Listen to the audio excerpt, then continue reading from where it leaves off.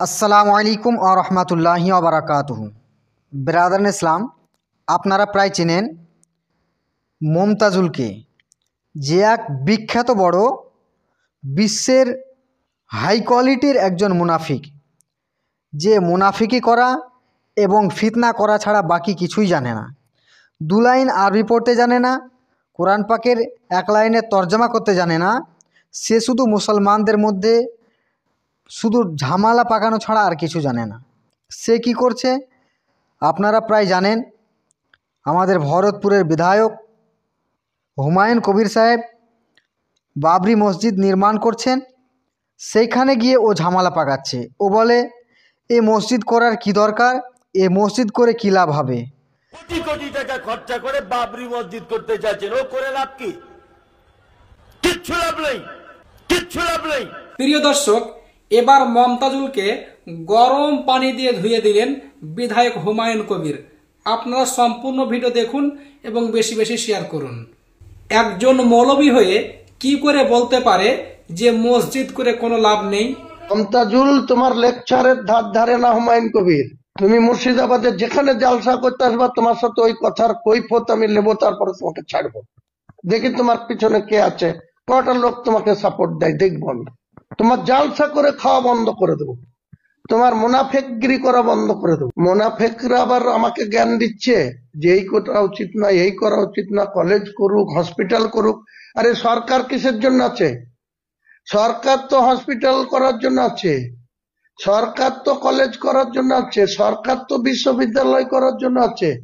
এখানে একটা এত বড় জেলা, একটা মেডিকেল কলেজ আছে, তার পরিষেবা সারাদিন আপনারা যান, যে ভিজিট করুন। কটা মানুষ বিনা চিকিৎসায়, এক একটা রুগী দুটো বেডে, একটা বেডে দুটো করে রুগী, তিনটে করে রুগী শুয়ে রাখা হচ্ছে। সুস্থতা হওয়ার আগে তো আরো অসুস্থতা তার বেড়ে যাবে। সেসব জায়গায় তোমার কথা বলার ক্ষমতা নাই।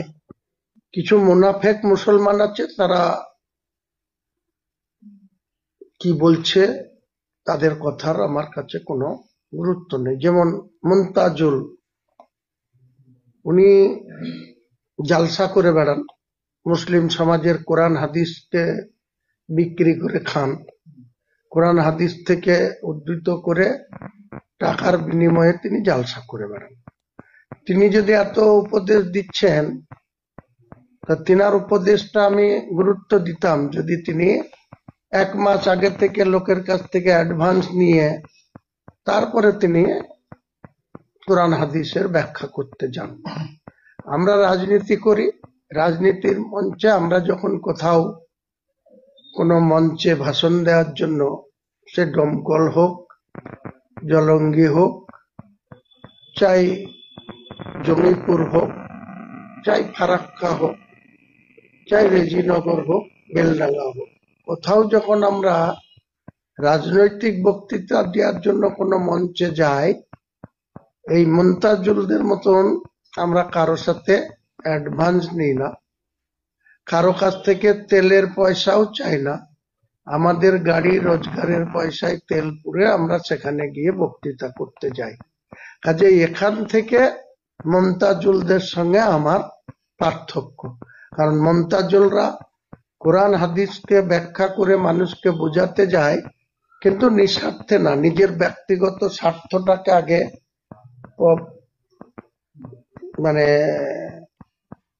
কার্যকরী করে, বা আগে অ্যাডভান্স টাকা নেয়, তারপরে তিনি যে ভাষণ মারতে যান। তিনি আবার আমাকে জ্ঞান দিচ্ছে যে একটি ইসলামিক হসপিটাল করলে ভালো হতো, একটি মসজিদের কোনো দরকার নেই। আরে মসজিদের দরকার নাই তো তোমার ভাষণের কি দরকার? তুমি যে ইউটিউব চালাও, ইউটিউব চালিয়ে পয়সা রোজগার করো, ওটা কোরআন হাদিস মোতাবেক হারাম। তুমি সেটা তো কাউকে প্রচার করো না বন্ধু, যে আমি হারাম খাই। হারামখোরদের কথা আল্লাহ কোনোদিনই কবুল করবে না। কত বড় একজন জাহিল, মূর্খ, মুনাফিক, ইসলামের ভাইরাস দেখুন।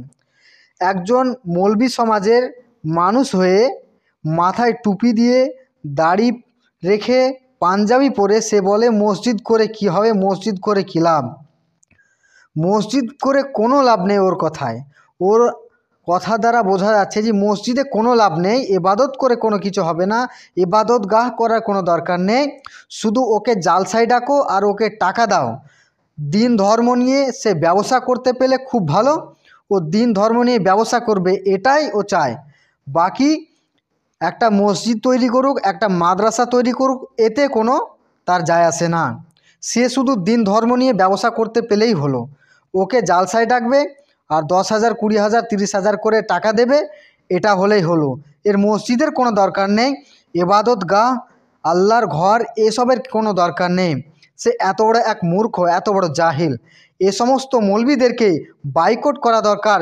এবং আমি হুমায়ুন কবির সাহেবকে বলবো, একে আপনি যথেষ্ট সাজা দেন এবং তাকে জব্দ করে দেন। আসসালামু আলাইকুম ওয়া রাহমাতুল্লাহি ওয়া বারাকাতুহু।